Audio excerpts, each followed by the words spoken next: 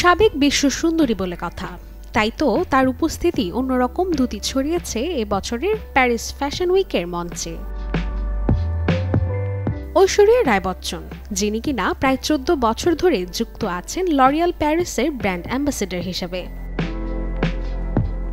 এবছর অ্যাশ চমকে দিয়েছেন 10 ইঞ্চির হিরে খচিত এমব্রয়ডারি করা কালো পোশাকে, যেটি ডিজাইন করেছেন মানহিস মালহোত্রা।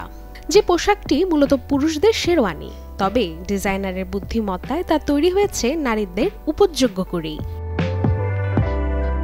ব্ল্যাক শেরওয়ানি গায়ে জড়িয়ে বচ্চন বধূ যেমন ফুটিয়ে তুলেছেন রাজকীয়তা, তেমনি তার সিগনেচার রুবি রেড লিপস্টিক, সিথির সিঁদুরের কালো খোলা চুলের স্টাইল যোগ করেছে অন্য মাত্রা।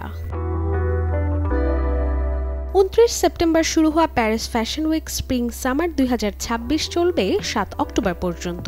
এই ফ্যাশনের আয়োজনে লরিয়াল প্যারিস এ বছর অংশ নেয় লিবার্টি, ইকুইটি, সিস্টারহুড ট্যাগলাইনে জমকালো আয়োজনে।